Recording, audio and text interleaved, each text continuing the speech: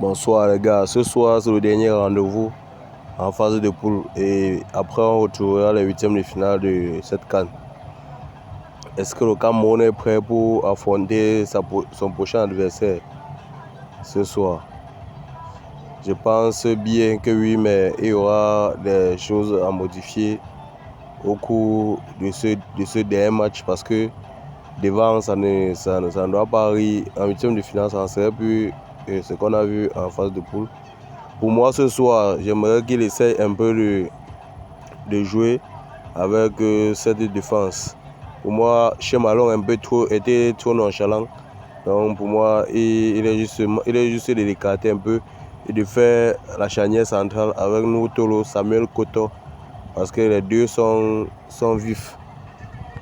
Et sur les flancs, il y a Darling Lyongwa, côté gauche, et Chamade normalement, mais Chamade serait absent à cause de l'accumulation des cartons qu'il a eu les deux derniers matchs. Donc on va chercher un autre joueur pour mettre à la place de Chamade, un autre latéral. Peut-être Nadjida serait le remplaçant parfait pour jouer à ce poste. Et on avance au milieu du terrain. Je pense Namasso sur le côté, Bemos de l'autre côté, Baleba à l'axe avec Arthur Voum ou bien Kemen, un des deux. Là ça me va parce que Namasso et Mbemo pourront faire l'attaque. Donc ils sont rapides, ils sont techniques, ils sont aussi physiques. Et ils font aussi beaucoup de retours défensifs. Donc si le latéral par exemple fait peut-être une erreur, ils sont capables de le rétablir. Et à l'axe, les gens qui peuvent aider, c'est Baleba et Arthur Voum. Ils ont aussi un gros volume de jeu. Maintenant on monte en attaque. Kofana et Etan Ayong, pourquoi? Parce que Kofana est plus à l'aise balle au pied. Etan Ayong est plus combatif, je veux dire. Il débauche beaucoup d'énergie pour mettre le pressing. Et par exemple, si un pressing parvient à être payant, et je ne pense pas qu'il pourra la concrétiser facilement parce que lui, il n'est pas assez adroit devant les goals. Par contre, Kofana, selon son dernier match, il a vu qu'il connaissait beaucoup les cages, malgré qu'il n'a pas pu marquer, mais pour moi, il a fait son match, il a fait ce qu'il fallait faire avant que le gardien a intercepté, était présent dans ce match. Donc à ce niveau, Kofana peut jouer directement derrière Etan Ayong, dans le sens où Etan Ayong peut lui faire une passe à l'arrière et lui place. Et lui, il est aussi capable de donner une bonne passe à Etan Ayong parce qu'il a la qualité. Ça, c'est mon avis. Donc on pourra essayer 4-4-2 avec David Epassi au goal. Et on verra. Peut-être après, on pourra remplacer Namasso et mettre Bassogok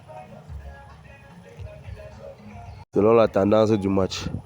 Pour gagner ce match, nous allons compter beaucoup encore sur Namasso au milieu de terrain parce que la bataille du milieu de terrain a toujours été la meilleure pour une équipe parce que au milieu de terrain, quand vous prenez le dessus, c'est facile de gagner un match.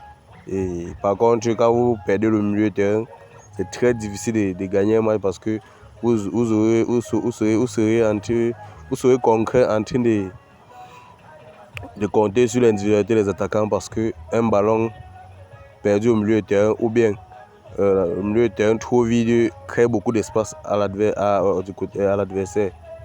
Et nous avons aussi besoin d'un Noutolo aussi rageux comme contre la Côte d'Ivoire, qui défend tout, qui arrive sur tout et qui ne laisse rien passer, ni le joueur ni le ballon.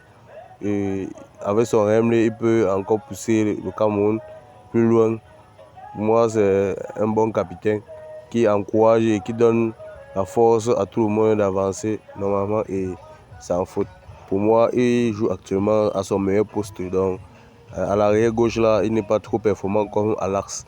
À l'axe, c'est un guerrier. Il est capable de tout casser à l'axe. D'ailleurs, c'est lui qui empêchait Amand Diallo de faire ce qu'il a l'habitude de faire.